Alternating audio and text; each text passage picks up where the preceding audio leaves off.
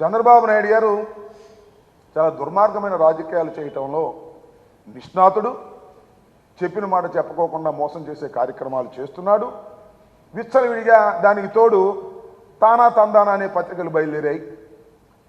అవి చూస్తే ఒకవేళ నిజంగా ఎప్పుడన్నా నేను కొన్ని పెద్దలు చదువుతుంటా పైన హెడ్డింగ్లు, ఎవరు చూడమాక నాకు చూస్తే ఎట్లా ఉంటుందంటే ఆ చంద్రబాబు నాయుడు వచ్చేసి అధికారంలో కూర్చున్నట్టే ఉంటుంది. ఆ ఈనాడు ఒకటి ఆంధ్రజ్యోతి ఒకటి రాస్తుంటే అయిపోయింది వైఎస్ఆర్ కాంగ్రెస్ పార్టీ పని, తెలుగుదేశం అధికారంలోకి వచ్చేసింది అనేటువంటి పిచ్చిరాతలు రాస్తున్నారు, అభూత కల్పనలు రాస్తున్నారు. జగన్మోహన్ రెడ్డి గారి మీద రాస్తున్నారు. జగన్మోహన్ రెడ్డి గారు అంటే జైలుకి వెళ్ళిపోతాడంట, ఎన్నో వాయిదాలు లెక్కేశారు, ఆ వాయిదాలకు హాజరు కాలేదంట అని రాస్తారు. అది రాత్రి రాశారు. ఒకవేళ అది ఊహించుకుని రామోజీ రాస్తున్నాడు. షర్మిల గారు వస్తేనంట జగన్మోహన్ రెడ్డి గారు ఏదో అన్నా అంట, రాధాకృష్ణ రాస్తున్నాడు. బల్ల కింద ఉన్నాడో బాత్రూంలో ఉన్నాడు, నాకు అర్థం కాల. ఎందుకంటే ఈ పిచ్చి మీకు, మీరు ఎన్ని చేసినా ఎన్ని దుష్టాగ పన్నాగాలు చేసినా తిరిగి మళ్ళా ఈ రాష్ట్రంలో వైఎస్ జగన్మోహన్ రెడ్డి ముఖ్యమంత్రి. దొంగ ఓట్లతో మాకు పని లేదు, మాకల్లా ప్రజాస్వామ్య పద్ధతుల్లో ప్రజలకు మేలు చేశాం, ఇచ్చిన ప్రతి వాగ్దానాన్ని నిలబెట్టుకున్నాం, ప్రజల గుండెల్లో చిరస్మరణీయమైన ముద్ర వేసుకునే క్రమంలో జగన్మోహన్ రెడ్డి పరిపాలన చేశాడు. ఈ నెల నుంచి 3,000 రూపాయలు పెన్షన్ ఇస్తున్నాం, ఇచ్చిన మాట నిలబెట్టుకున్నాం. అందువల్ల మేము మళ్ళీ తిరిగి అధికారంలోకి రాబోతున్నాం. ఇది ఎవరిని అడిగినా చెప్తారు, ఏ సర్వేని అడిగినా చెప్తారు.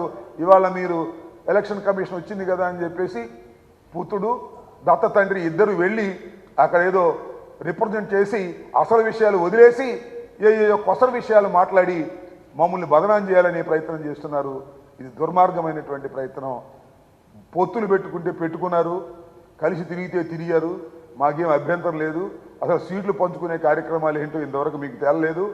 జగన్మోహన్ రెడ్డి గారు నేను మనవి చేస్తున్నా, ఎక్కడ ఏ విధంగా టీంను సెట్ చేయాలి. జగన్మోహన్ రెడ్డి గారి team 175 + 25 team is ready. Team రెడీగా పోతా ఉంది. త్వరలో టీమును ప్రకటించబోతా ఉన్నారు. దానిలో అంటే ఆయన్ని మార్చారండి, ఈయన మీకేంటి బాధ? ఎవరిని మార్చితే మీకేంటి బాధ? ఏమయ్యా చంద్రబాబు, మేము ఎవరిని మార్చితే మీకేంటి బాధ? మా పార్టీలో మేము మార్చుకుంటాం, సమయాన్ని బట్టి మార్చుకుంటాం, వాళ్ళతో సర్దుకుని మేము టీం రెడీ చేసుకొని సిద్ధమవుతున్నాం. దానికి నువ్వేంటి ఆయన మార్చారే ఏంటో బాధ, ముసలి కన్నీరు. ఈయన్ని మార్చలేదే ఏందో, నువ్వు చెప్పినట్టు మార్చాలి మేము, నాకు అర్థం కాలేదు. నీ పార్టీలో నీ సంగతి చూడు. చాలా చిత్రం ఏంటంటే మీ అందరికీ మనవి చేస్తా, ఈనాడు ఎంత దౌర్భాగ్యంగా ఉంది అంటే, అంబటి రాయుడు క్రికెట్ ప్లేయర్ వైఎస్ఆర్సీపీలో చేరాడు. T20కి దుబాయ్లో ఆడటానికి వెళ్ళబోతున్నాడు. రాజీనామా చేశాడు, రాజకీయాల్లో ఉండకూడదు అని వెళ్ళి. అది ఫ్రంట్ పేజీ వార్త. అంబటి రాయుడు వైఎస్ఆర్సీపీకి రాజీనామా. 5 సంవత్సరాలు ఎంపీగా ఉన్నాడు. కేసినేని నాని వాళ్ళ అమ్మాయి కార్పొరేటర్గా ఉంది.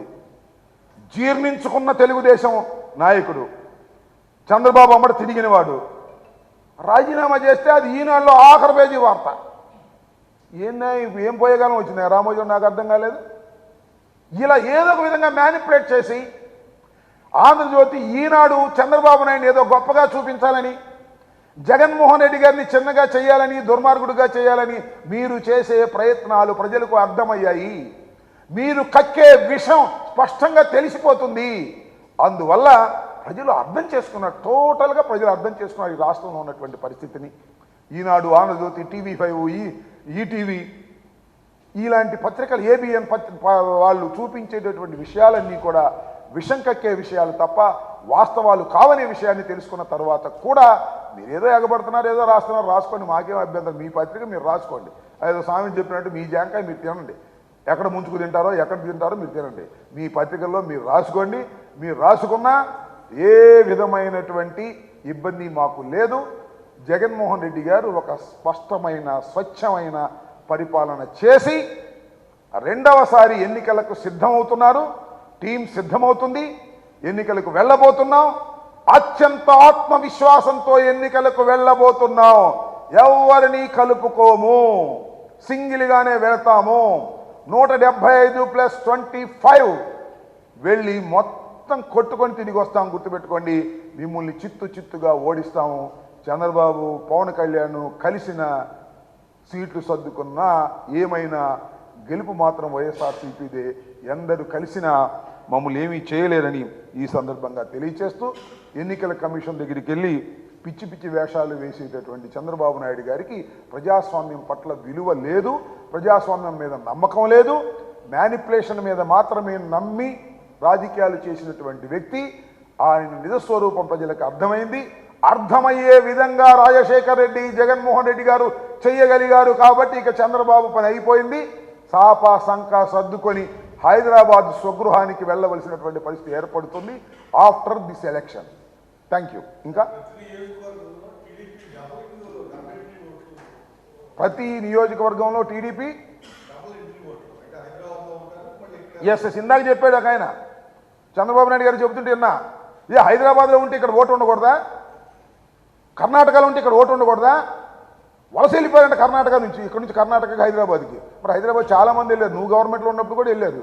నేను ఒకటి మనవి చేస్తున్నా, హైదరాబాద్లో ఉన్నా, ఢిల్లీలో ఉన్నా, కర్ణాటకలో ఉన్నా, మద్రాసులో ఉన్నా ఇక్కడ ఓటు ఉండవచ్చును, నో సందేహం, నో డిస్ప్యూట్. అయితే హైదరాబాద్లో ఒక ఓటు, ఇక్కడ ఒక ఓటు, అది కుదరదు నాయన, అది ప్రజాస్వామ్యం కాదు బాబు. హైదరాబాద్లోనే మొన్న ఓట్లు వేస్తారు, మళ్ళీ ఇక్కడికి వచ్చి ఇక్కడ ఓట్లు వేస్తారు, ఇది ఎట్లా ప్రజాస్వామ్యం అవుతుంది చెప్పండి? హైదరాబాద్లో ఓటుంది, ఇక్కడ ఓటుంటే ఎక్కడో ఒక చోటే ఓటు ఉండాలి, ఇది ప్రజాస్వామ్యం. కర్ణాటకలో ఓటుండి ఇక్కడ ఓటుంటే ఇక్కడో అక్కడో ఒక చోటే ఉండాలి, ఇది ప్రజాస్వామ్యం. అక్కడ కావాలంటే ఇక్కడ కావాలంటే చంద్రబాబుకి, హైదరాబాద్లో కావాలంటే ఇక్కడ కావాలంట, అది చట్ట వ్యతిరేకం, అది అప్రజాస్వామికం. వాటిని తీసేయాలి, తీసేసే విధంగా అందరూ ప్రయత్నం చేయాలి. Either Hyderabad are Andhra Pradesh. నాకు ఇక్కడన్నా ఉండాలి, గుంటూరులో అన్నా ఉండాలి, గుంటూరులోనూ ఉండాలి, నాకు ఇక్కడ ఉండాలంటే కుదరదు.